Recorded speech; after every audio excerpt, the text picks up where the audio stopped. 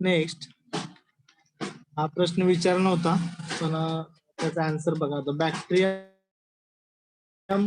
इंड्युसिंग nodulation in legume is rhizobium. Rhizobium काय करतात, तर लेग्युम क्रॉप मध्ये नोड्युलेशन इंड्यूस करतात. Fifth, the symbiotic association between fungi and roots of higher plant. Symbiotic association between fungi and roots of higher plants is known as mycorrhiza. Is known as mycorrhiza. Next, study of algae is known as study of algae. तर त्याच्यामध्ये दोन option दिले होते, अल्गोलॉजी and फायकोलॉजी. तर answer त्याचं काय असणार आहे, both B and C. Study of algae is known as algology or phycology. Next, the bacterium or microorganism which grow better in the moderate temperature range of 25 to 40 degrees Celsius is known as bacterium or organism which grows better in moderate temperature range of 25 to 40 degrees Celsius is known as mesophiles. Answer is mesophile. Next, nitrogen cycle मध्ये question विचारलेला, enzymatic hydrolysis of protein to amino acid is known as. Answer आहे proteolysis. आणि ammonification म्हणजे काय, the process of deamination which leads to the production of ammonia is termed as ammonification. तर तुम्हाला question कशावर विचारलेला, प्रोटिओलायसिस वर विचारलेला. Enzymatic hydrolysis of protein to amino acid is known as proteolysis. Next, dash are the obligate parasites. Dash are the obligate parasites. Answer आहे viruses. Viruses are the obligate parasite. लागत नाही. हा,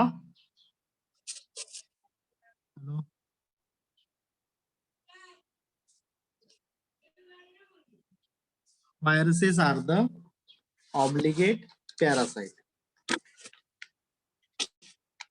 Next, dash discovered antibiotics streptomycin. Scientists discovered antibiotic streptomycin. Answer, Waxman.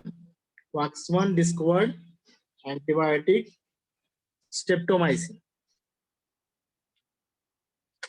Next, dash is the process by which DNA is transferred from one bacterium to another by viruses or bacteriophages. Dash is the process by which DNA is transferred from one bacterium to another by viruses or bacteriophages is known as transduction. Is known as transduction. तर bacteriophage म्हणजे काय, bacteriophage means viruses that infecting bacteria. जे virus जे bacteria infect करतात त्यांना आपण बॅक्टेरियोफेज असं म्हणतो. तर तुम्हाला सेमिस्टर एंड साठी बॅक्टेरियोफेजची डेफिनेशन ही विचारली जाऊ शकते. आणि बॅक्टेरियोफेज ही जी टर्म आहे discovered by scientist D Herelle. तुम्हाला जर मागे मी सांगितलं नसेल तर लिहून घ्या, bacteriophage is discovered by scientist D Herelle. Small D काढायचा, स्मॉल डी, आणि त्याच्या वरच्या बाजूला हे द्यायचा, कॉमा द्यायचा, पुढे लिहायचं Herelle, HERRE. HERELLE, Herelle. D Herelle. D Herelle scientist discovered bacteriophage. D Herelle.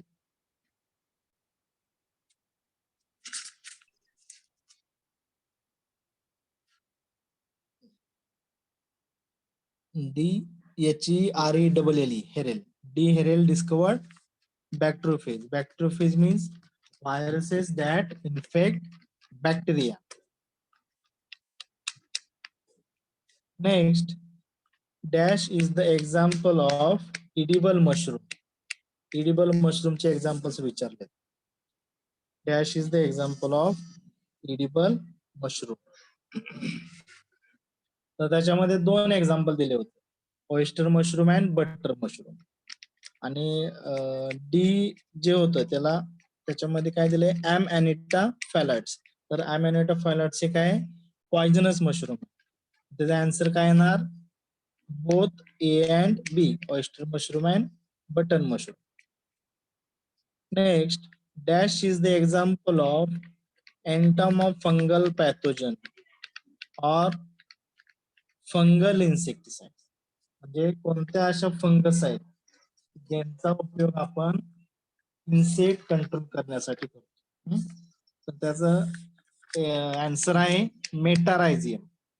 तर मेटारायझियम ही फंगस आहे ज्याचा उपयोग आपण रायनोसोरस बिटल, त्यानंतर sugar cane pyrilla, white grub ह्या ज्या पेस्ट आहेत, rhinoceros beetle, sugar cane pyrilla, white grub ह्या ज्या पेस्ट आहेत ह्या कंट्रोल करण्यासाठी यूज करतो. तुमच्या माहितीसाठी हे पण असं माहित असावं तुम्हाला की व्हर्टिसिलियम नावाची जी फंगस आहे, व्हर्टिसिलियम लॅकॅनी.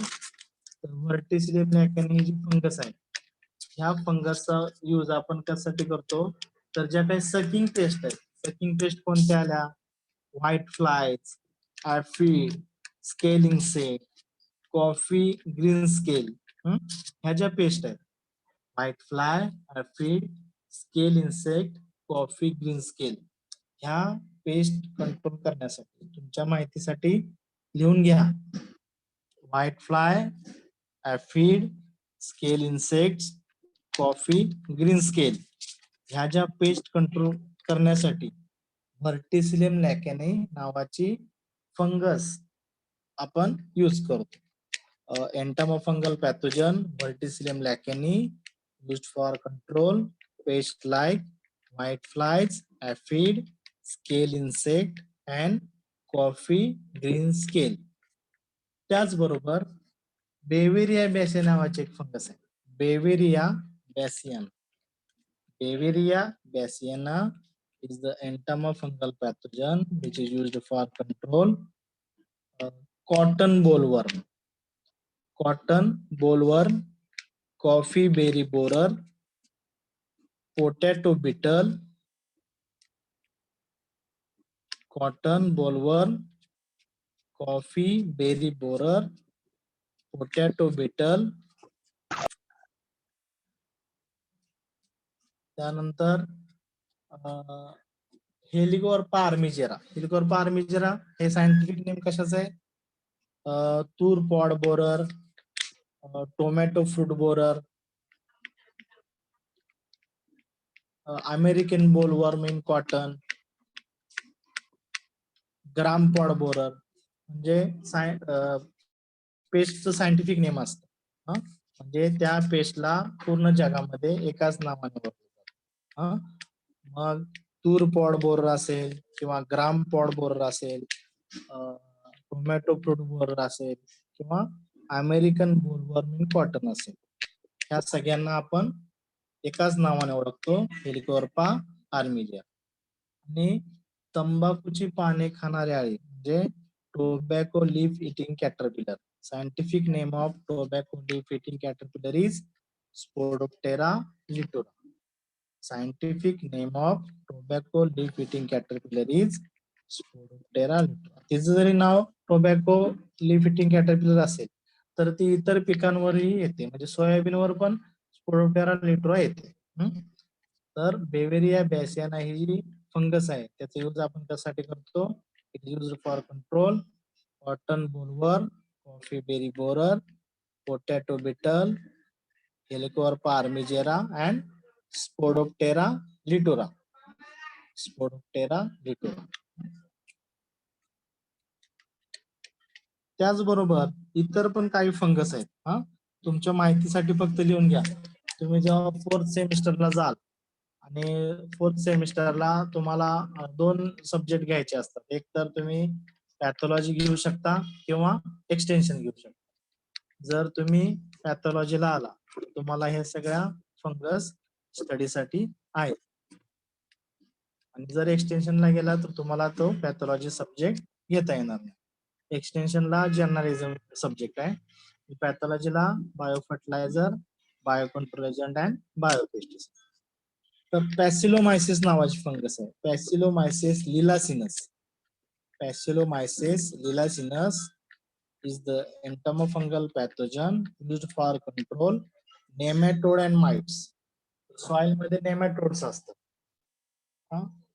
नेमॅटोडचे वर्म लाईक असतात, म्हणजे गांडोळासारखे असतात, फक्त ते आपल्याला डोळ्याने दिसत नाही. तर ते नेमॅटोड्स कंट्रोल करण्यासाठी पॅसिलोमायसिस लिलासिनस नावाच्या फंगसचा यूज केला जातो. त्याचबरोबर पॅसिलोमायसिस लिलासिनस माइट्स कंट्रोल करण्यासाठी पण यूज केली जाते.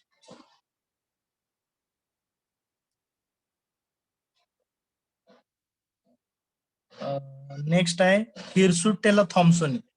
हिरसुटेला थॉम्सोनी नावाची फंगस आहे, हिरसुटेला थॉम्सोनी. HIRSUTELLA, हिरसुटेला थॉम्सोनी. HIRSUTELLA, हिरसुटेला थॉम्सोनी. THOMPSONI, THOMPSONI, हिरसुटेला थॉम्सोनी is the entomofungal pathogen used for control mites. Mites म्हणजे कोळी. माइट्स कंट्रोल करण्यासाठी हिरसुटेला थॉम्सोनी नावाच्या फंगसचा यूज करतात.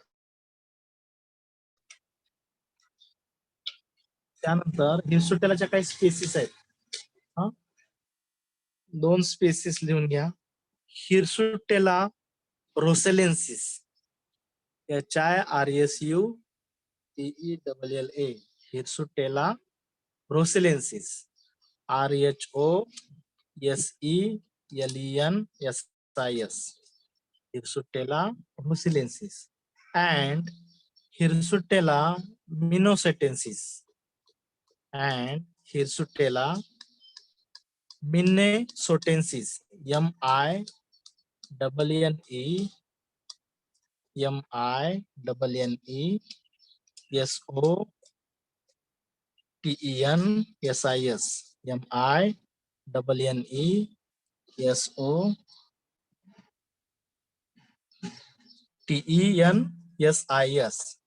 Hirsutella roselensis and Hirsutella minnesotensis.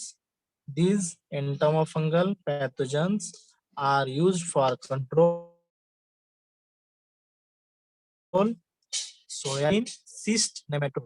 Soybean मध्ये जो नेमॅटोड असतो त्याला, सोयाबीन मध्ये जो सिस्ट नेमॅटोड असतो त्या कंट्रोल करण्यासाठी हिरसुटेला रोसेलेन्सिस आणि हिरसुटेला मिनेसोटेन्सिस या फंगसचा यूज केला जातो. Cyst nematode soybean CYST, cyst nematode.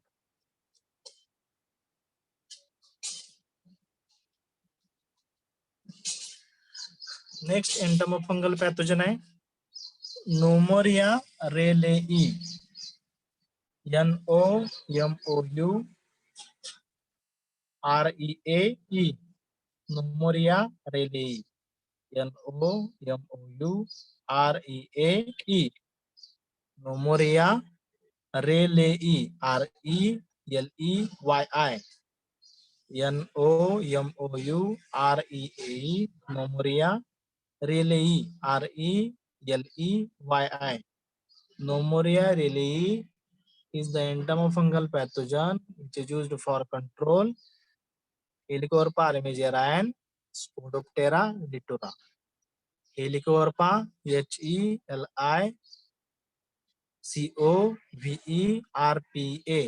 Helicoverpa armigera, ARMIGERA, ARMIGERA, Helicoverpa armigera, and Spodoptera litura, SPODOPTERA,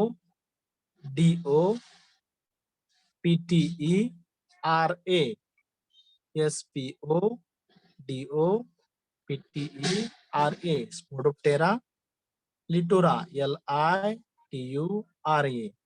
तर हेलिकोवर्पा आर्मिजेरा म्हणजे तूर pod borer, tomato fruit borer, gram pod borer and American borer, ह्या चारही पेस्टचं नाव काय आहे? Helicoverpa armigera. आणि Spodoptera litre म्हणजे तंबाखूची पाने खाणारी अळी, हा, टोबॅको लीफ इटिंग कॅटरपिलर. पण तिचं नाव जरी टोबॅको लीफ इटिंग कॅटरपिलर असेल तर ती इतर पिकांवरही येते. तर हे काय झाले? नोमोरिया रेली ही फंगसचा यूज कोणत्या पेस्ट कंट्रोल करण्यासाठी आपण करतो. नेक्स्ट फंगस आहे ऍस्चरसोनिया अल्युरॉइड्स, ASCHERSONIA,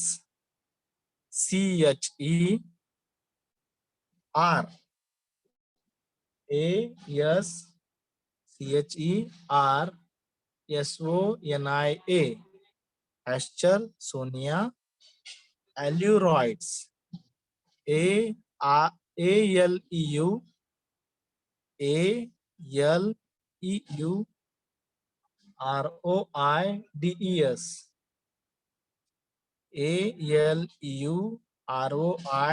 ALEUROIDES, ऍस्चरसोनिया अल्युरॉइड्स.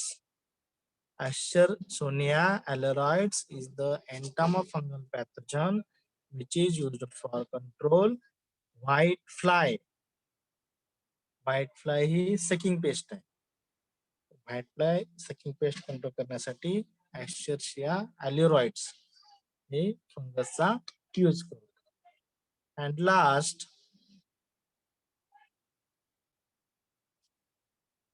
Pandora delphacis, ANDORA,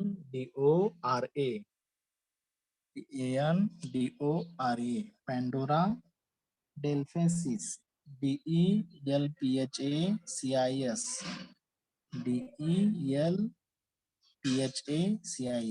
Pandora delphasis is the entomofungal pathogen which is used for control brown plant hopper and green leaf hopper. Brown plant hopper and green leaf hopper of rice. Pandora, PANDORA, Pandora delphasis, DELPHACIS. Pandora delphasis is the entomofungal pathogen which is used for control brown plant hopper and green leaf hopper of rice.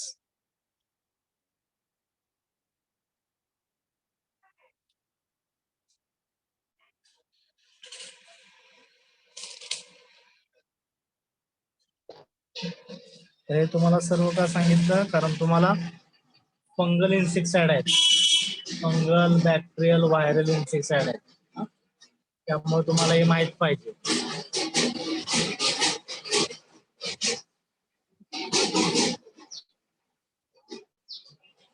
Mid टर्मच्या वेळी मी हे सांगितलं असतं पण तुमचं खूप जमलिंग झालं असतं. हा, हे एवढं लक्षात तुमच्या राहणार नाही म्हणून मी ह्या काही गोष्टी सांगितल्या नव्हत्या. Next, dash bacteria is known as associatively symbiotic nitrogen fixer.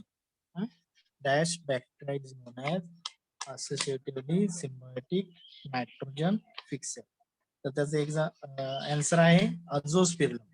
अझोस्पिरिलम is known as associatively symbiotic nitrogen fixer. अझोस्पिरिलम काय करतो? राइझोबियम कसा रूट नोडल्स तयार करतात लेग्युम क्रॉपच्या रूट्सवर, तसं आझोस्पिरिलम काय रूट नोडल्स तयार करत नाही. पण आझोस्पिरिलम हा बॅक्टेरिया रूटच्या कॉर्टेक्स रिजन मध्ये राहतो सिरियल क्रॉपच्या, आणि त्याचे जे काय कार्बोहायड्रेट रिक्वायरमेंट ही त्या प्लांट कडूनच तो पूर्ण करतो आणि त्याच्याऐवजी तो प्लांट मध्ये सॉइल मध्ये नायट्रोजन फिक्स करून तो प्लांटला अवेलेबल करून देतो. त्यामुळे त्याला आपण काय म्हणतो, associatively symbiotic nitrogen fixer. Next, dash microorganism or bacteria involved in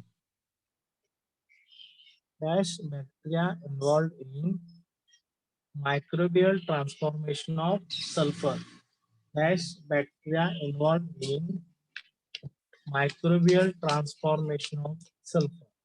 तर त्याचा आन्सर आहे थायोबॅसिलस थायोऑक्सिडन्स. थायोबॅसिलस थायोऑक्सिडन्स. Microorganism or bacteria involved in microbial transformation of sulfur. Answer Thiobacillus thiooxidans. Next, dash is the conserved green fodder having moisture content in the range of 65 to 70%. Dash is the conserved green fodder having moisture content in the range of 65 to 70%. तर त्याचा answer आहे silage. Silage म्हणजे आपण काय करतो, जे काय fodder crop आहेत, म्हणजे फॉडर मेज असेल, फॉडर सॉर्गम असेल, किंवा जे काय वेगवेगळे ग्रास आहेत, नेपियर,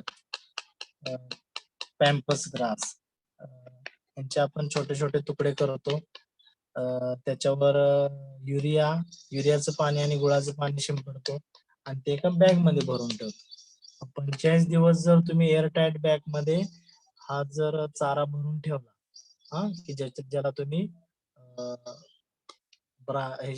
युरियाची ट्रीटमेंट, त्याचबरोबर जॅग्री सोल्युशनची ट्रीटमेंट दिलेलं आहे, तर त्याच्यामध्ये बेनिफिशियल बॅक्टेरियाची ग्रोथ होऊन तो आंबवण प्रक्रिया होते त्या चाऱ्याची, आणि त्या चाऱ्याचा एक चांगला स्मेल येतो, आणि चांगला स्मेल आल्यामुळे चांगली त्याला चव येते त्या बॅक्टेरियाची ग्रोथ झाल्यामुळे, आणि त्यामुळे जे जनावर आहेत तो चारा आवडीने खातात आणि त्यामुळे दुधामध्ये वाढ होते, जनावरांच्या दुधामध्ये वाढ होते. नेक्स्ट आहे, dash scientist invented simple microscope. Simple मायक्रोस्कोपचा शोध कोणत्या सायंटिस्टने लावला? त्याचा आन्सर आहे Anton van Leeuwenhoek. Anton van Leeuwenhoek. Simple microscope invented by scientist Anton van Leeuwenhoek. Next, mycoplasma contain dash. Viruses मध्ये कसं असतं, एक तर डीएनए प्रेझेंट असतो किंवा आरएनए प्रेझेंट असतो, तसं मायकोप्लाझ्मा मध्ये डीएनए आणि आरएनए हे दोन्ही प्रेझेंट असतात. Mycoplasma contain both DNA and RNA. Next, dash actinomycetes fixes atmospheric nitrogen symbiotically with legumes.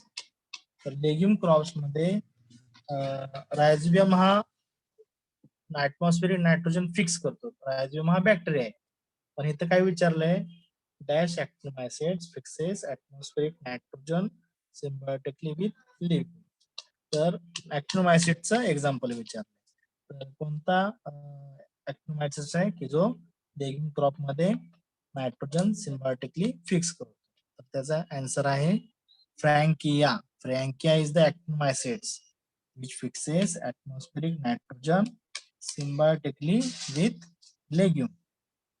And last, एखादा क्वेश्चन मिस झाला असेल, कारण मी पेपर टाइप करताना मला एखादा क्वेश्चन वाटला, मी त्यामध्ये ऍड केलेला आहे. हा एक क्वेश्चन मी 4 नंबरचा स्किप केला होता, द बॅक्टेरियम इंड्युसिंग नोडलेशन इन लेग्युम. त्याचा आन्सर होता रायझोबियम, तर हा मी स्किप केलेला, त्याच्याऐवजी दुसरा एखादा क्वेश्चन मी टाकला असेल. लास्ट क्वेश्चन आहे, dash are the microorganism which uses carbon dioxide as their major or sole source of carbon. Dash are the microorganism which uses carbon dioxide as their major or sole source of carbon and inorganic compound as source of energy. The examples are ॲटोट्रॉप्स. तर हे मी तुम्हाला answer सांगितलेले आहेत. तर यानुसार तुम्ही विचार करा की आपण किती क्वेश्चन बरोबर सोडवलेले आहेत. तर हे जे मिडचे मार्क आहेत, मिडचे जे मार्क आहेत हे तुमच्या थिअरीचा जो पेपर होणार आहे त्याच्यामध्ये ऍड केले जातात. समजा मिडला तुम्हाला 10 पैकी 5 मार्क पडले आणि थिअरी पेपर 40 मार्काचा असतो. त्याच्यामध्ये तुम्हाला 40 पैकी 20 मार्क पडले. तर हे तुमचे सेमिस्टर एंड एक्झामिनेशनचे 20 मार्क आणि तुमच्या मिडचे 5 मार्क असे धरून तुमचे 25 मार्क झाले. आणि तुमचा पेपर आहे 50 मार्काचा, म्हणजे 40 मार्क थिअरी, 10 मार्क मिड. तर 25 मार्क पडल्यानंतर दोन्ही मिळून तुम्ही थिअरीसाठी पास होऊ शकता. सेम प्रॅक्टिकल साठी. प्रॅक्टिकल मध्ये तुमचं मॅन्युअल जे आहे, तुम्ही मॅन्युअल जे लिहिलेलं आहे त्याला 5 मार्क आहेत. 10 मार्क आहेत. 10 पैकी तुम्हाला जर मी 5 मार्क दिले आणि तुम्हाला जर प्रॅक्टिकलला 40 पैकी 20 मार्क पडले, ते किती झाले? 25 मार्क. म्हणजे प्रॅक्टिकल आणि मॅन्युअल धरून 25 मार्क आणि इकडं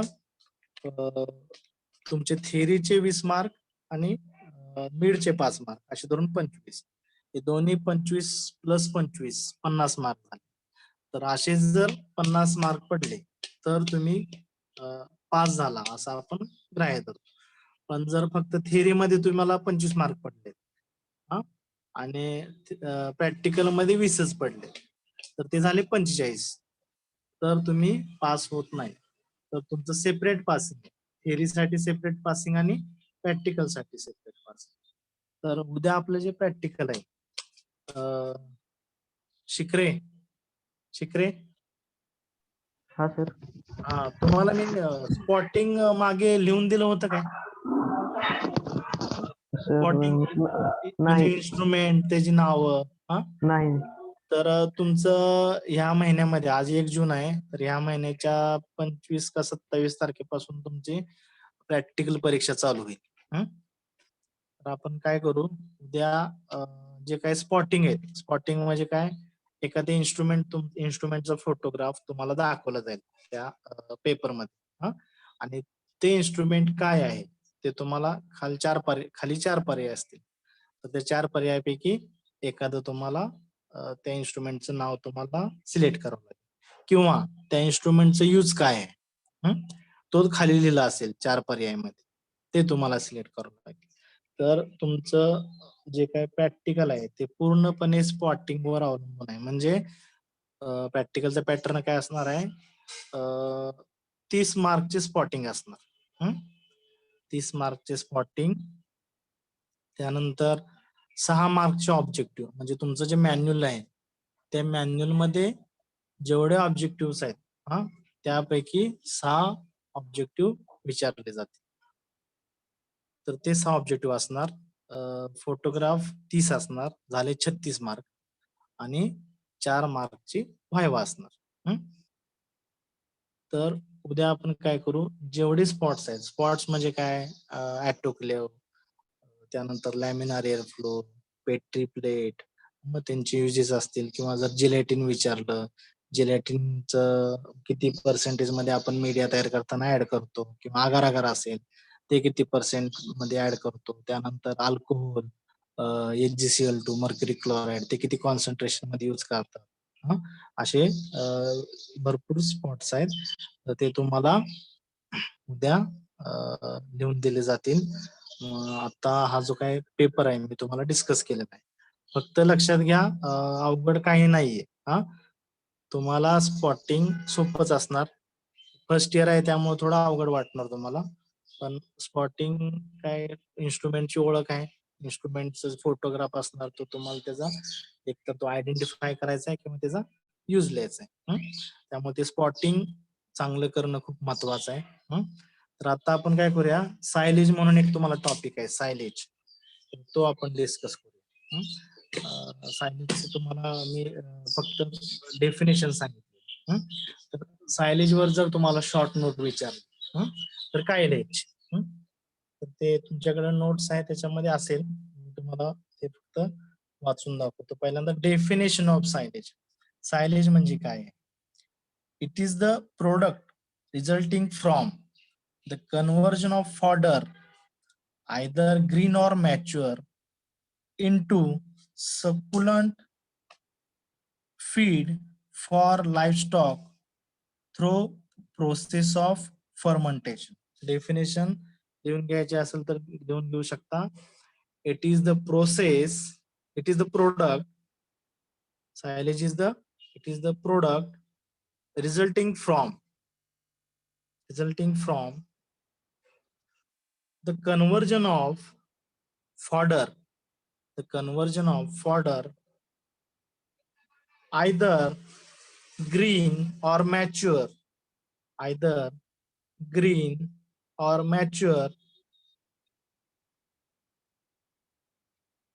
into succulent winter feed,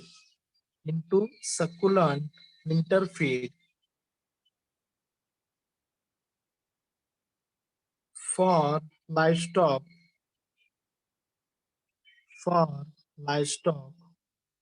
through process of fermentation. म्हणजे आपण काय करतो, जे काही ग्रीन फॉडर असेल किंवा मॅच्युअर फॉडर असेल, तुम्ही ग्रीन फॉडरही वापरू शकता किंवा ड्राय झालेलं फॉडर वापरू शकता. तर त्याचे तुम्ही छोटे छोटे पीस तयार करायचे, त्याच्यावर युरिया आणि हे जॅगरी सोल्युशन हे ट्रीटमेंट द्यायचे.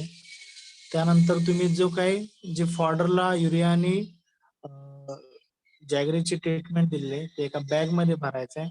बॅग मधून पूर्णपणे हवा काढून टाकायची आणि ती हवा रिमूव्ह केल्यानंतर तुम्ही ते पॅक करून 45 दिवसापर्यंत ठेवायचं. म्हणजे ग्रीन फॉडरचं कन्व्हर्जन कशामध्ये होतं, सकुलंट विंटर फीड म्हणजे ज्युसी फीड मध्ये त्याचं कन्व्हर्जन होतं. कशामुळे, तर त्याच्यामध्ये बेनिफिशियल मायक्रोब्सची ग्रोथ होते, म्हणजे त्याचं फर्मेंटेशन होतं. आपण कसं इडली तयार करण्यासाठी अगोदर पीठ भिजत घालतो, त्याचं फर्मेंटेशन करतो. फर्मेंटेशन करून आपण ते खाण्यासाठी वापरतो. तुम्ही इडलीचं पीठ सुरुवातीचं खाल्लं तर तुम्हाला ते तेवढं चांगलं लागणार नाही, पण त्याच्यामध्ये जेव्हा ते आपण भिजण्यासाठी रात्रभर ठेवतो, त्याच्यामध्ये आंबवण प्रक्रिया होते, बॅक्टेरियाची ग्रोथ होते. दुसऱ्या दिवशी आपण जेव्हा त्याचे इडली वगैरे बनवतो त्यावेळी ते चांगले लागतात. त्याच प्रकारे हे जनावरांसाठी बनवलेलं खाद्य आहे. ज्युसी म्हणजे त्याच्यामध्ये बेनिफिशियल मायक्रोबची ग्रोथ होते आणि त्याचा एक असा आंबट असा स्मेल येतो, त्यामुळे ते जनावर आवडीने खातात. तर त्याची प्रोसेस बघा काय आहे. Silage is the green feed of cattle stored and preserved in lactic acid, म्हणजे त्याच्यामध्ये लॅक्टिक ऍसिडचं प्रोडक्शन होतं. It is produced in silo pit by fermentation of green plant material by species of lactobacilli and streptobacilli. म्हणजे silo pit म्हणजे त्यासाठी तुम्ही खड्डा तयार करू शकता जमिनीमध्ये, किंवा तुम्ही प्लॅस्टिक बॅग मध्ये जे काय छोटे छोटे तुकडे केलेले फॉडर जे आहे त्याचे छोटे तुकडे करून तुम्ही त्याला युरिया आणि जॅगरी सोल्युशन ट्रीटमेंट करून तुम्ही त्या प्लास्टिक बॅग मध्ये किंवा सायलोपीट मध्ये भरू शकता. सायलोपीट म्हणजे जमिनीमध्ये बनवलेला खड्डा, एवढं लक्षात. त्यानंतर कोणते क्रॉप यूज करतात सायलेज बनवण्यासाठी? Crop used for silage preparation, forage crops like sorghum. Forage crop means जे काही गवत वर्गीय पिकं असतात. आता गवत वर्गीय पिकं वेगळी आहेत, म्हणजे कोणते, नेपियर आहे, त्यानंतर गिन्नी गोल आहे. तर हे वेगवेगळे फॉरेज क्रॉप्स आहेत, त्याचा तुम्ही युज करू शकता. हत्ती ग्रास आहे, हे फॉरेज क्रॉप मध्ये. तर त्या फॉरेज क्रॉपचा यूज करू शकता किंवा सॉर्गम आहे, सॉर्गम, मेज, शुगर केन ह्याचाही तुम्ही यूज करू शकता सायलेज बनवण्यासाठी. तर त्याची प्रोसेस बघा. The Sailo may be pit into the ground or a large air tight chamber. म्हणजे तुम्ही एकतर जमिनीमध्ये खड्डा काढू शकता किंवा एखादी मोठी प्लास्टिक बॅग घेऊ शकता सायलेज तयार करण्यासाठी.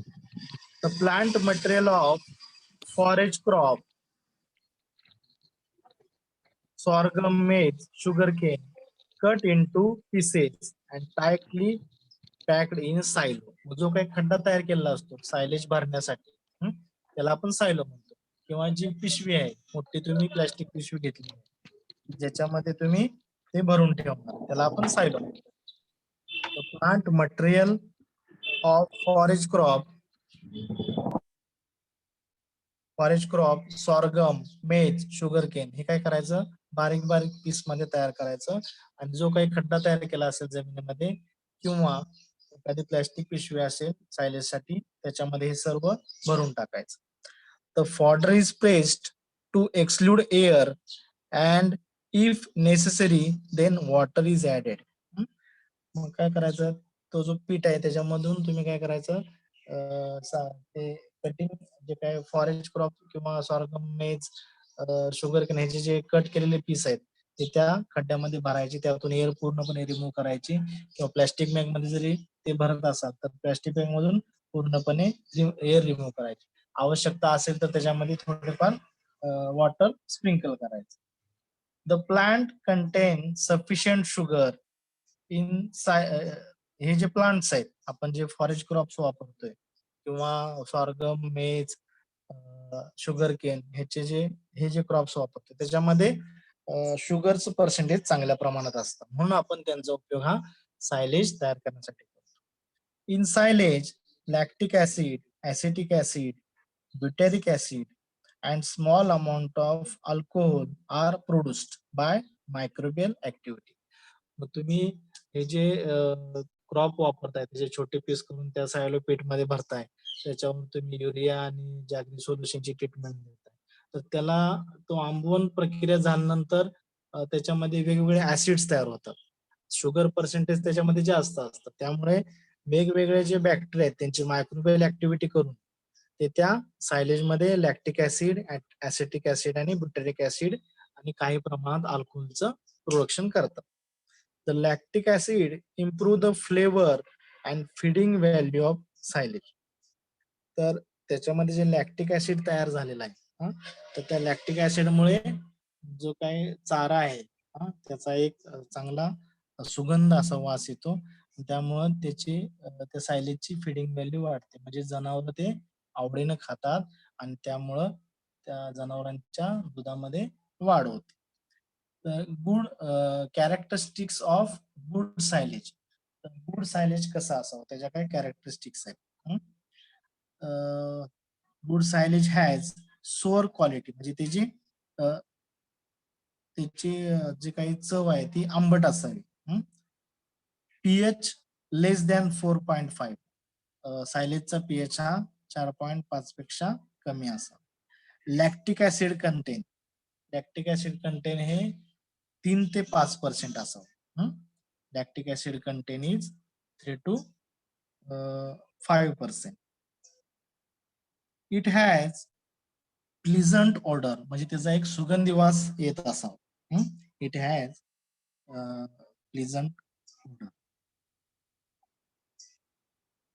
ठीक आहे, तर हे झालं सायलेज बाबत. तर तुम्हाला सायलेज बाबत शॉर्ट नोट विचारली जाऊ शकते. तर सायलेज जर बाबत शॉर्ट नोट विचारली तर त्याची डेफिनेशन, त्यासाठी कोणते क्रॉप्स यूज करतात, त्याच्यामध्ये कोणत्या प्रकारचे ऍसिड्स प्रोड्यूस होतात आणि त्याच्या कॅरेक्टरिस्टिक्स ऑफ गुड सायलेज हे तुम्हाला लिहिता आलं पाहिजे.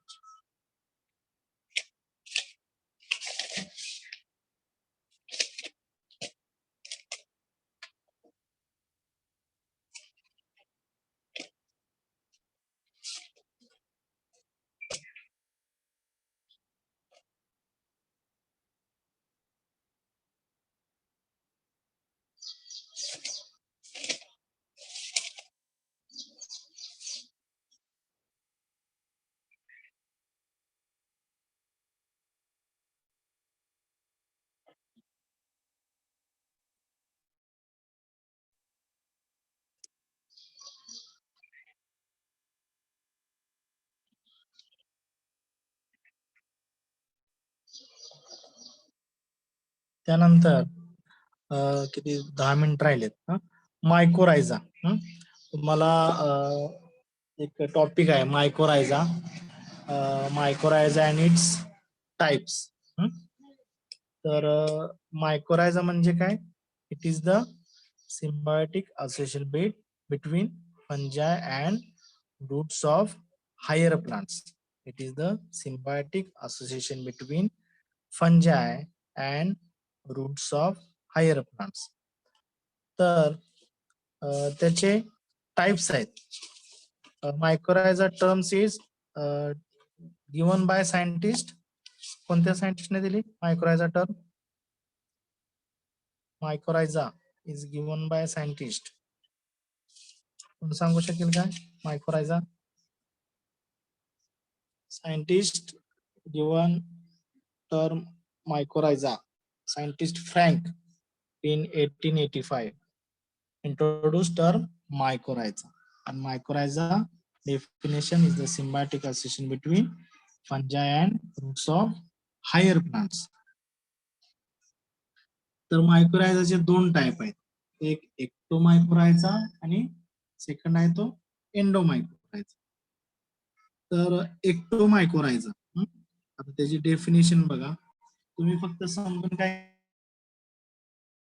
घ्यायचं आहे की फंगस जी आहे, मायकोरायझल फंगस जी आहे ती रूट्सच्या इन बिटवीन सेल, म्हणजे जर दोन सेल्स आहेत रूट मधले सेल, जर ती फंगस रूट्सच्या दोन सेलच्या मध्ये ग्रो होत असेल, काय म्हणतोय मी, रूट्सचा कॉर्टेक्स रिजन असतो त्याच्यामध्ये सेल्स असतात, तर त्या सेल्सच्या दोन सेल्सच्या मध्ये जर ती फंगस ग्रो होत असेल तर त्याला आपण काय म्हणतो, एक्टोमायकोरायझल फंगस. व्यवस्थित लक्षात घ्या. डेफिनेशन अवघड आहे पण तुम्ही जर समजून घेतले तर लक्षात येईल. जर रूट्सच्या दोन सेल्सच्या मध्ये, दोन सेल्स आहेत त्याच्यामध्ये इन बिटवीन टू सेल्स, त्याला आपण काय म्हणतो, inter cellular.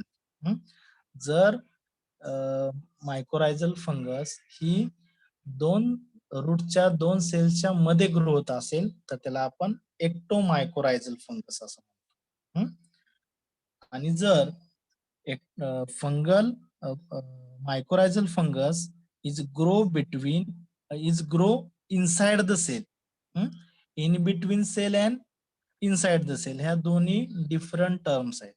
In between cell म्हणजे दोन सेलच्या मध्ये फंगस पेनेट्रेट होणे, याला आपण इंटरसेल्युलरी म्हणतो. आणि intercellularly growth of fungus observed in ectomycorrhizal fungus मध्ये. आणि एंडोमायकोरायझल फंगस जे आहे ती कुठं ग्रो होते, इनसाइड द सेल, सेलच्या आतमध्ये ती फंगस ग्रो होते. त्यामुळे त्याला आपण काय म्हणतो, एंडोमायकोरायझल सेल. तर मी डेफिनेशन तुम्हाला वाचून दाखवते, ते तुमच्या नोट्स मध्ये दिलेले आहे. एक्टोमायकोरायझा. In this type, fungus completely encloses each fit rootlets in a sheath or mantle, and the hyphae penetrate only intercellularly. Intercellularly हा शब्द खूप महत्वाचा आहे. In the root cortex forming heartaging. म्हणजे एक्टोरायझल फंगस काय करते, एक्टोमायकोरायझल फंगस काय करते, जो काही रूटचा कॉर्टेक्स रिजन आहे त्याच्या इन बिटवीन सेल, दोन सेलच्या मध्ये ती ग्रो होते, म्हणून त्याला आपण एक्टोमायकोरायझल फंगस म्हणतो. तर एक्टोमायकोरायझल फंगस हे कोणत्या क्रॉप मध्ये ऑब्झर्व होते, तर trees like forest trees like Pinus, Abies, Fagus, Alnus, ह्या मोठमोठ्या ज्या फॉरेस्ट ट्रीज आहेत त्याच्यामध्ये आपल्याला एक्टोमायकोरायझल फंगसची ग्रोथ ऑब्झर्व होते. आणि एंडोमायकोरायझल जी फंगस आहे ही कशामध्ये आपल्याला ऑब्झर्व होते, तर जे काही ॲग्रोनॉमिकल क्रॉप्स आहेत, आपण जे ॲग्रोनॉमिकल क्रॉप्स बघतो, म्हणजे ॲग्रोनॉमिकल क्रॉप्स कोणते आले, तर सिरियल, पल्सेस, ऑइल सीड्स, हे ॲग्रोनॉमिकल क्रॉप्स आहेत. त्याच्यामध्ये आपल्याला एंडोमायकोरायझल फंगसची ग्रोथ ऑब्झर्व होते. तर एंडोमायकोरायझची डेफिनेशन बघा. In this type fungi do not form a sheath or mantle around the roots, but hyphae penetrates the cortical cells intercellularly. इथं intercellularly हा शब्द खूप इम्पॉर्टंट आहे. आणि एंडोमायकोरायझे इज ऑब्झर्वड इन ॲग्रोनॉमिकल क्रॉप्स, जे काय serial pulses, oil seeds, forage crops आहेत त्याच्यामध्ये आपल्याला एंडोमायकोरायझल फंगसची ग्रोथ ऑब्झर्व. तर त्याचा रोल काय आहे, म्हणजे रोल म्हणजे त्याचे मेरिट्स ऑफ मायकोरायझा. तर काय आहेत, it improves uptake of nutrients, particularly phosphorus and micronutrients. तर आपण मायकोरायझाचा यूज कशासाठी करतो क्रॉप मध्ये, तर मायकोरायझा ही फंगस काय करते, जनरली फॉस्फरस हा जो सॉइल मधला आहे तो प्लांटला अवेलेबल करून देण्याचं काम ही मायकोरायझा फंगस करते. आणि त्याचबरोबर सम मायक्रोन्युट्रियंट्स कुठले, झिंक, सल्फर, कॉपर यासारखे जे काही मायक्रोन्युट्रियंट्स आहेत त्यांचा अपटेक प्लांटला करून देण्याचं काम ही फंगस करते. Increase the yield of crop through improvement of plant nutrition. त्यामुळे काय होतं, ही मायकोरायझा जी फंगस आहे त्याच्यामुळे क्रॉपच्या यील्ड मध्ये ग्रोथ होते. Improve water uptake and tolerance of plant to water stress. तर मायकोरायझा फंगसमुळे प्लांटची वॉटर अपटेक कॅपॅसिटी वाढते. त्याचबरोबर वॉटर स्ट्रेस कंडिशन जर तयार झाली तर त्या काळात टोलरन्स, त्या वॉटर स्ट्रेस कंडिशनला टोलरंट करण्याची कॅपॅसिटी प्लांट मध्ये वाढते. त्याचबरोबर प्लांट मधले जे काय सायटोकायनिन, क्लोरोफिल ह्यांची लेवल पण चांगल्या प्रकारे वाढते या फंगसमुळे. तर तुम्हाला जर ऍडव्हान्टेज विचारले तर तुम्हाला हे लिहावं लागेल की ते न्यूट्रिएंट अपटेक वाढवते, फॉस्फरस अवेलेबल करून देते, मायक्रोन्यूट्रिएंट्स प्लांटला अवेलेबल करून देते, किंवा त्यामुळे क्रॉपचं यील्ड वाढतं, वॉटर अपटेक कॅपॅसिटी वाढते. ड्रॉट कंडिशन असेल तर त्या ड्रॉट कंडिशनला प्लांट टॉलरंट करू शकतो, किंवा प्लांट मधली क्लोरोफिल आणि सायटोकायनिनची जी काय लेवल आहे ती प्लांट मध्ये वाढते. ठीक आहे. तर आज आपण काय डिस्कस केलं, तर तुमचे जे काही क्रॉप होते, हे मिडचे जे क्वेश्चन होते त्याच्याबद्दल डिस्कशन केलं. त्याचबरोबर सायलेज आणि मायकोरायझा त्याची डेफिनेशन कोणी डिस्कवर केली, त्याचे टाईप कुठले आहेत आणि त्याचे मेरिट्स हे आपण आजच्या लेक्चर मध्ये कव्हर केलेलं आहे. आणि उद्या आपण काय करू, प्रॅक्टिकलला जेवढे स्पॉटिंग आहेत, कारण की 30 मार्कला 40 पैकी 30 मार्कला स्पॉटिंगच विचारणार आहे. स्पॉटिंग